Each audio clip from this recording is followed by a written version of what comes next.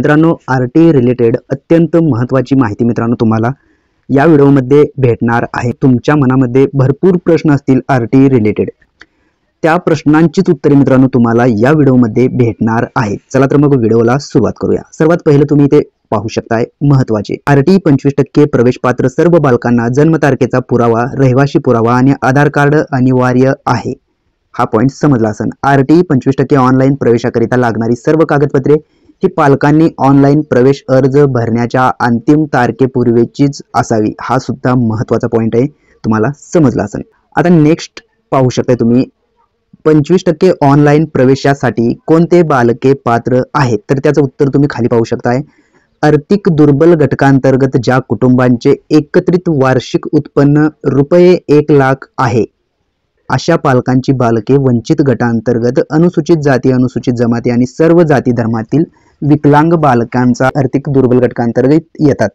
आता सेकंडला पाहू शकताय तुम्ही, वंचित गटामध्ये आणि आर्थिक दुर्बल गटामध्ये कोणत्या बालकाचा समावेश होतो, तर याचं उत्तर तुम्ही पाहू शकताय। वंचित गटामध्ये अनुसूचित जाती, अनुसूचित जमाती व दिव्यांग बालकांव्यतिरिक्त विमुक्त जाती अ, भटक्या जमाती ब, भटक्या जमाती क, भटक्या जमाती ड व इतर मागासवर्ग ओबीसी, विशेष मागासवर्ग एसबीसी व HIV बाधित, HIV प्रभावित बालके यांचा वंचित गटामध्ये समावेश होतो।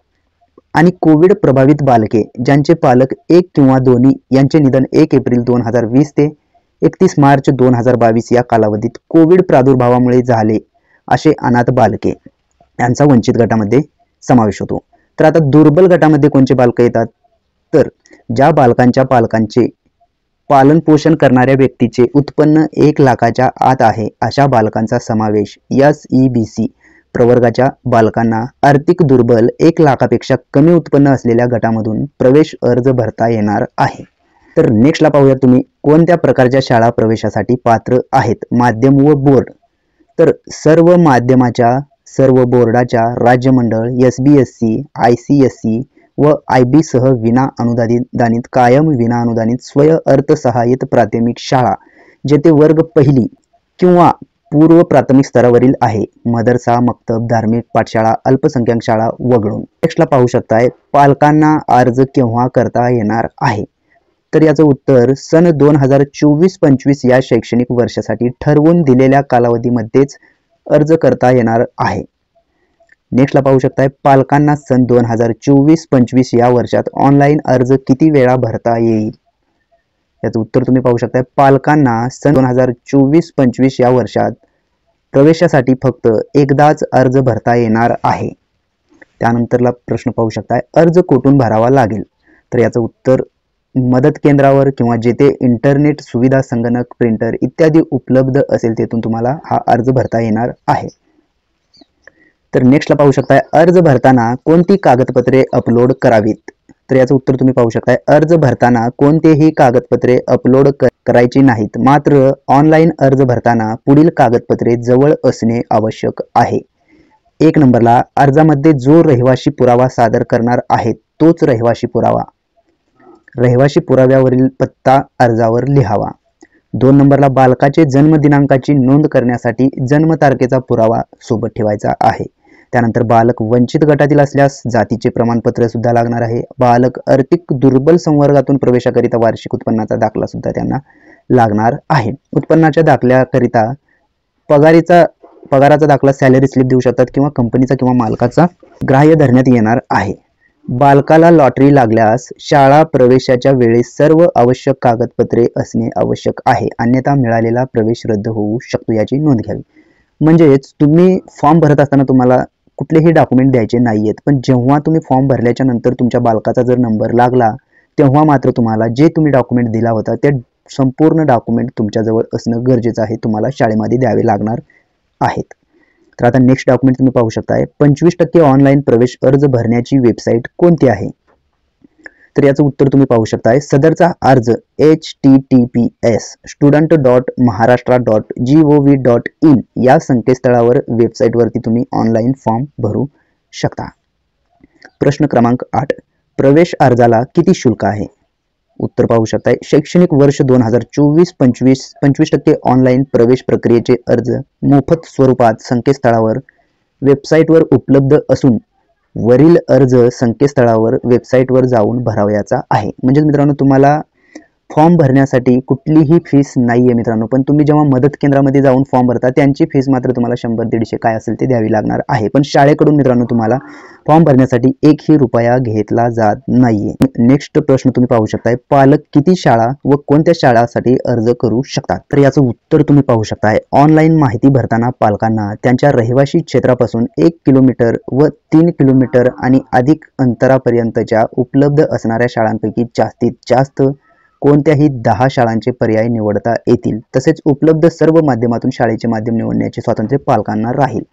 म्हणजेच तुमच्या एरियामध्ये जर 30 शाळा असतील, 20 शाळा असतील तर तुम्हाला त्यापैकी 10 शाळा निवडण्याचे स्वातंत्र्य देण्यात आलेलं आहे. तुम्ही त्या 30 पैकी कोणत्याही 10 शाळा सिलेक्ट करू शकता आणि 10च्या खाली जर 5 किंवा 6 असतील तर तुम्ही टोटली सिलेक्ट करू शकता किंवा 1 किंवा 2 ही तुमच्या मर्जीनुसार सिलेक्ट करू शकता.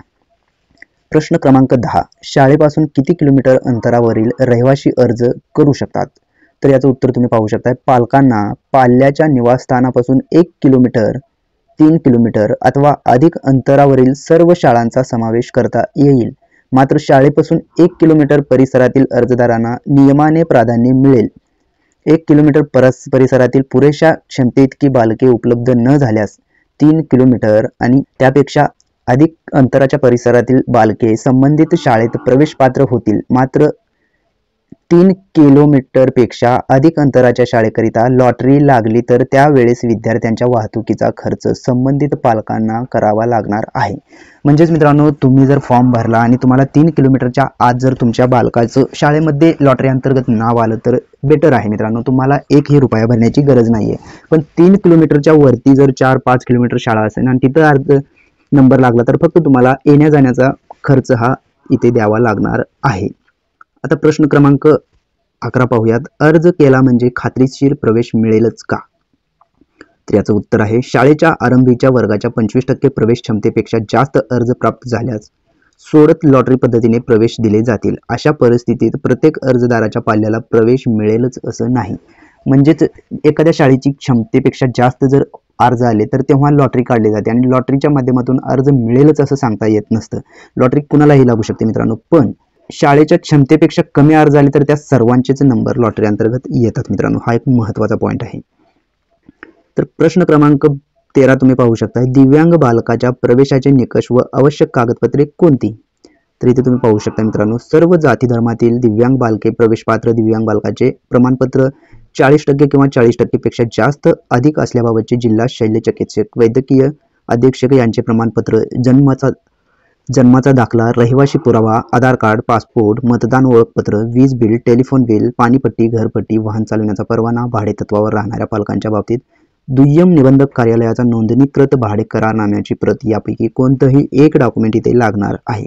14 नंबरचं डॉक्युमेंट तुम्ही पाहू शकता. घटस्फोटित महिलांच्या बालकांसाठी आवश्यक कागदपत्रे कोणती आहेत? तर याचे उत्तर तुम्ही पाहू शकता. 1 नंबरला न्यायालयाचा निर्णय आहे.